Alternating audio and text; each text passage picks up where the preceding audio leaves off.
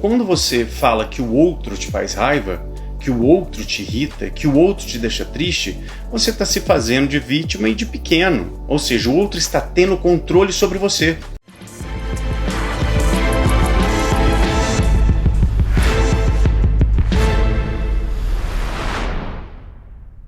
Quando você sentir a emoção, lembra sempre disso.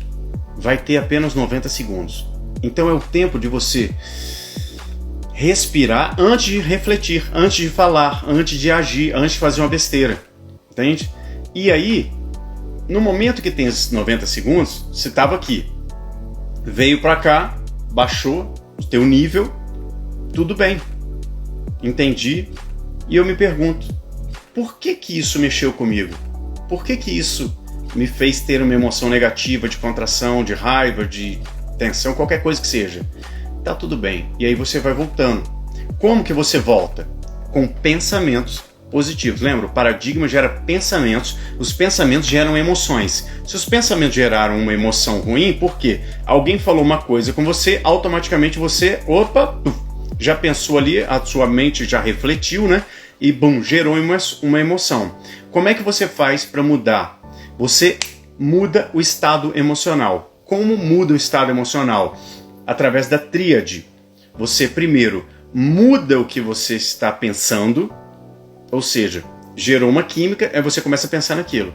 Ah, fulano falou isso aqui, quem é ele para falar desse tipo de coisa? Quem é ele para falar assim comigo? Nossa, fulano fez uma coisa comigo, não sei o que, não sei o que, não sei o que. Você vai inventando qualquer coisa. Então muda o que você está pensando. E aí você muda o quê? A sua fisiologia. Você vai estar ali, sentado. Aí você de repente, poxa, fiquei com raiva, fiquei mal. Aí ó, olha o que acontece. Aí você começa a ficar com raiva, começa a ficar ali, querer ficar em casa, dentro do quarto. Aí você começa a encolher, os ombros caem, seus olhos caem. Você contrai as sobrancelhas, aí fica triste, chateado. Levanta, muda isso, energia, show, para com esse negócio, eu não quero esse tipo de coisa. Então eu vigio, como Jesus me ensinou, eu vigio a minha mente para que ela não faça merda e não pense no que ela quer. Eu é que tenho que pensar.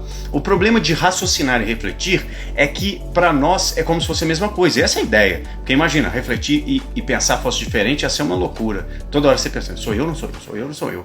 Ia tá uma doideira, né? Então, quando você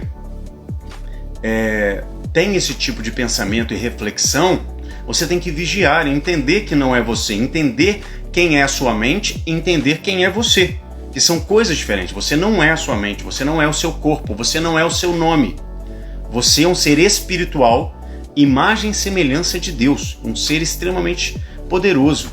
Eu sempre brinco, né, que nós somos um espírito, né, que dirige um esqueleto coberto de carne, que vive numa rocha que flutua no espaço e que gira em torno de uma bola de fogo. Ou seja, a gente é muito foda.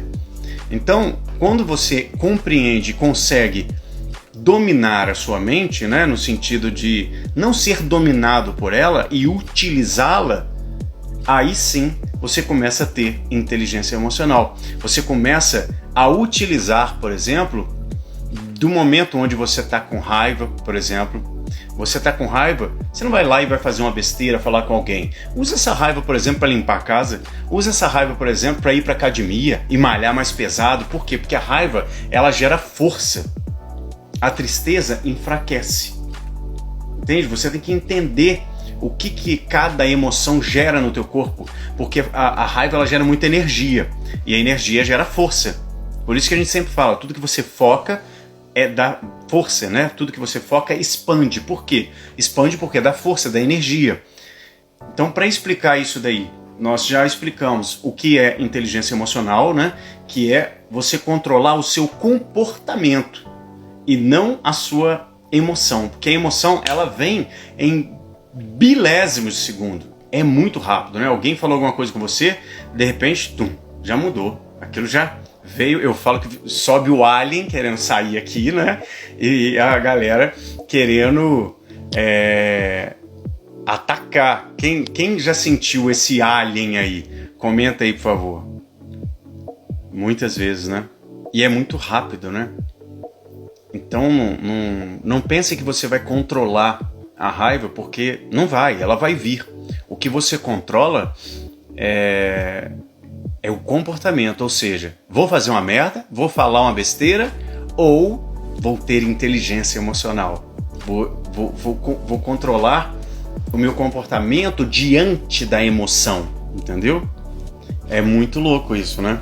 O que acontece? Quando você começa a expandir sua consciência e começa a ler o livro de uma forma estudando, o que é a diferença entre ler e estudar? Ler, você leu. Estudar é colocar o que está aqui, aqui.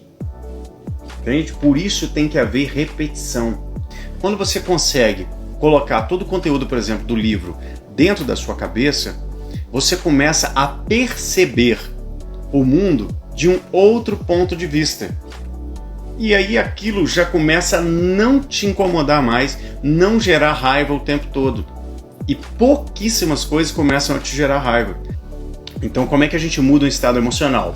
Mudando o nosso pensamento, mudando a nossa fisiologia e mudando o que a gente está falando. Porque a gente também, além de falar com as outras pessoas, a gente fica falando pra gente mesmo aqui na nossa cabeça, né? Eu não devia ter deixado fulano falar assim comigo, eu não devia ter deixado acontecer tal coisa. Vera, quando você está todos os dias trabalhando com a pessoa que te faz raiva ou que te faz mal, muda o seu ponto de vista sobre o que ela faz. O que ela faz não tem significado. Você é quem dá significado a qualquer coisa que ela faz ou fala. Nada no universo tem significado intrínseco. As coisas simplesmente são. Entende? Esse copo aqui, ele é grande ou pequeno? Ele é bom ou ruim? É você que vai decidir. Essa garrafa da Voss, boa ou ruim? Grande ou pequena? Suficiente ou não? Depende. Entende? Ela é útil ou não? Nada disso tem significado. O que o outro fala para você não tem significado. É você quem dá. Ninguém consegue te ofender. É você quem se sente ofendido. Como você faz quando você mora com uma pessoa que faz você ficar com raiva? É o que eu acabei de dizer. Ninguém te faz ficar com raiva. É você quem sente raiva.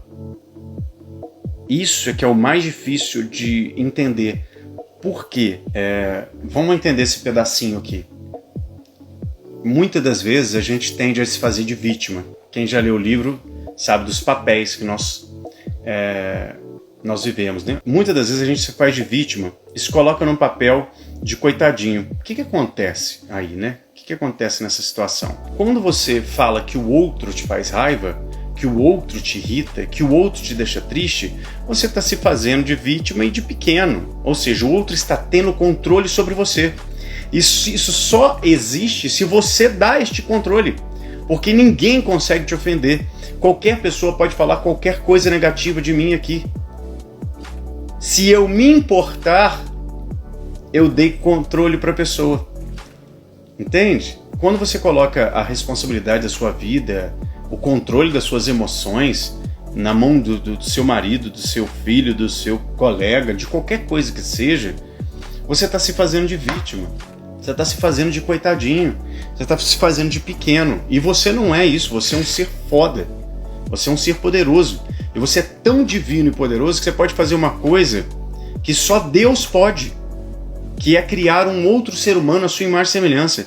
Eu sempre falo isso porque parece que vocês não entendem que vocês são divinos e maravilhosos, entende?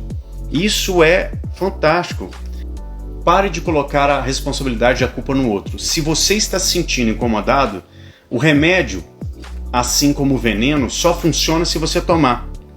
Então, se você recebe o elogio ou a crítica ou o xingamento do outro, você se ofende. O outro te chama, seu filho da mãe.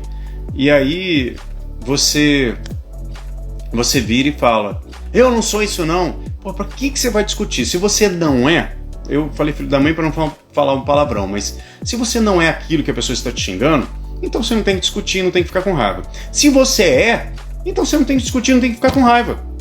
É simples assim. Lincoln: como tudo é energia, interferência sempre haverá. O que difere é a administração dessa energia. Você sempre vai receber informação de fora, tá? Sempre vai receber uma frequência de fora. A questão é, você vai se importar com ela, você vai dar atenção, tudo que a gente foca, expande, ou não. E aí você define o que entra em você ou não, entendeu?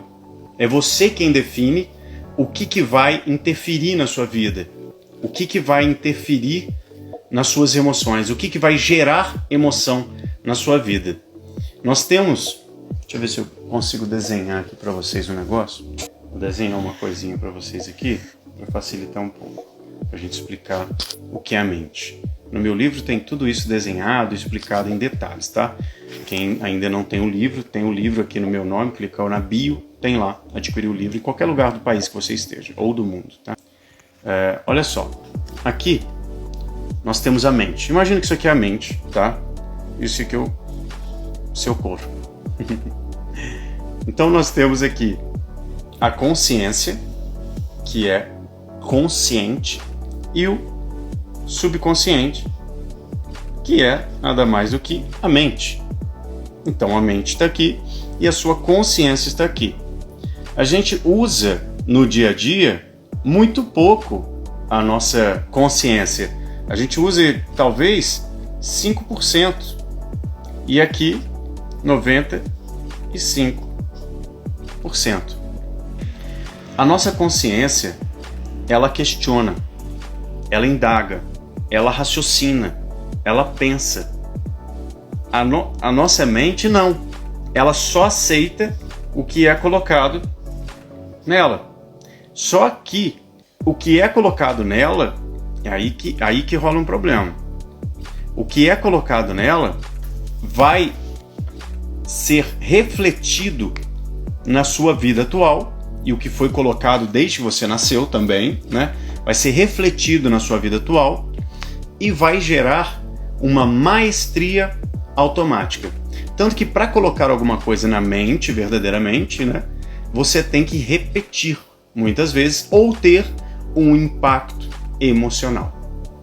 Nesse momento cria-se conexões neurais no seu cérebro, fazendo com que você nem pense. Então, dentro da nossa mente, há um conjunto de informações que tem maestria automática. O que é maestria automática? Ela age automaticamente com maestria. O que é maestria? É fazer muito bem aquilo. Por isso que você anda hoje. Por isso que você dirige, se você dirige. Por isso que você, quando anda de bicicleta, no início é difícil, mas depois você solta até a mão. Quando você dirige, você está até conversando com as pessoas, mas no início, nossa senhora, foi uma loucura. Por quê? Porque não foi colocado na mente, entendeu? Está apenas no raciocínio, você tentando raciocinar. E nós não conseguimos raciocinar duas coisas ao mesmo tempo. Então nós temos a mente, que ela simplesmente aceita absolutamente tudo que vai sendo colocado. E ela vai ser repetido e refletido na nossa vida aqui automaticamente, 95%. 5% do nosso dia é o que a gente às vezes percebe, questiona, raciocina verdadeiramente. Infelizmente, a maioria das pessoas são assim. Algumas pessoas já conseguem raciocinar mais vezes e prestar atenção o tempo todo no que está acontecendo, ao invés de simplesmente ir, como a gente diz, na manada.